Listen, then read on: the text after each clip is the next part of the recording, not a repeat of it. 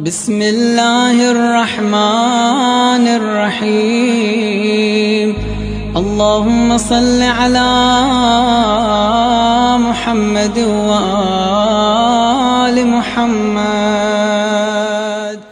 Now, one of the incredible benefits of dua for the Imam, and I'd like you to listen carefully, is the fact that the Imam will reciprocate. If you pray for him, he will pray for you. Let me share a story with you. In the time of our 10th Imam, Imam al-Hadi alayhi salam,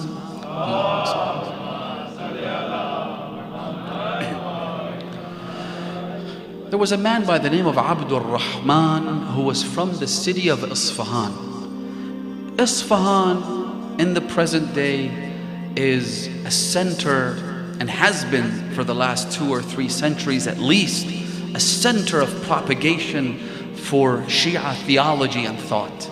But back in the day, it was a hotbed of extremism and immense vitriol towards the Ahlul Bayt. It was inhabited by Nasibis at the time of the Ahlul Bayt. So this man, who was also a Nasibi, who was also someone who didn't love the Ahlul Bayt by any measure, he says that my friends and I went through some very difficult times in terms of the financial state of affairs. So they said, what do we do? Where do we go? Who do we turn to? Let's go to Samarra, the capital city of the Muslim world, and meet Al-Mutawakkil Al-Abbasi, the tyrannical Abbasid Khalifa. Surely he's our leader. If we ask him, he will give us. So he says, we packed our bags and we went all the way from Isfahan to Samarra. While they were there, they were obviously deeply disappointed in what Mutawakkil al-Abbasi was willing to do for them. As a matter of fact, Mutawakkil refused to even meet them. So he says, we ended up standing outside the royal palace for several days, just waiting for an audience, waiting for somebody to grant us entry into the palace so that we could present our case and tell the Khalifa of how poor we are and how much we need his help. But nothing happened until one day. He says, while we were standing outside, we heard someone say that Ali al-Hadi has been summoned to the palace of the Khalifa. So I said to someone, who is Ali al-Hadi? One of the guards responded by saying, Innahu Alawiyyun, he's a descendant of Ali, he's from the lineage of Amir al-Mu'mineen. تقول الرافضة بإمامته. The Rafidites claim that he's an Imam. So you can see the image that was painted before him. He says, so I said to myself, let me wait and see who this person is. But while I was waiting, suddenly I saw a man sitting on the back of a horse. His head was lowered. He wasn't looking to the right or to the left. Yet he walked with such an aura that people simply made way for him as he approached. He says, as soon as I saw the Imam, دَخَلَ فِي قَلْبِي حُبُّهُ. My heart was filled with love and admiration. Suddenly I felt an affection towards this stranger whom I'd never met in my life. And as soon as I saw him, دعوت له في قلبي. Listen, these are key words. He says, I prayed for him in my heart. Because while he was an extremist anti-Ahlul Bayt person, he knew what a tyrant Mutawakkil was. And so he said, I thought to myself, oh Allah, protect this man from the tyranny of Mutawakkil.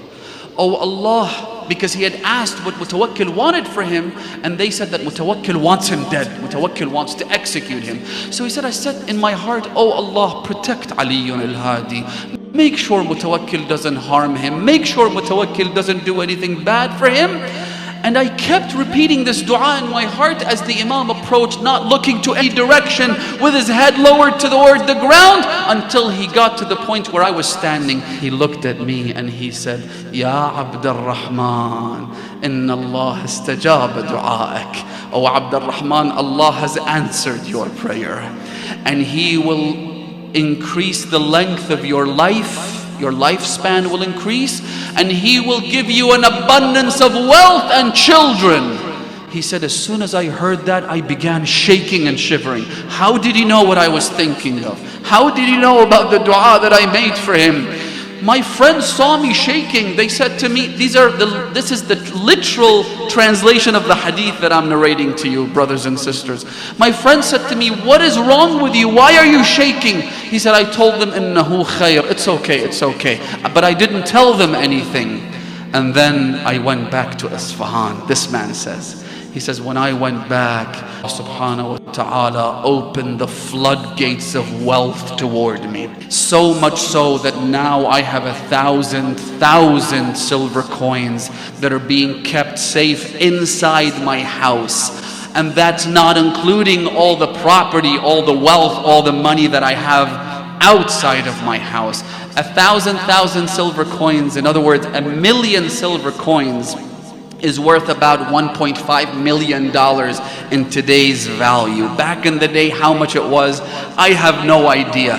He then says that not only was I inundated with wealth and prosperity, Allah gave me 10 children, and today, as I narrate the story to you, I am 75 years old, and I am one of the strongest Shi'as of Ali al-Hadi alayhi salam.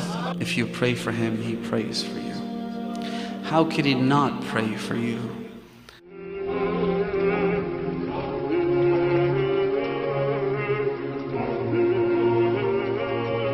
Ya Hussein.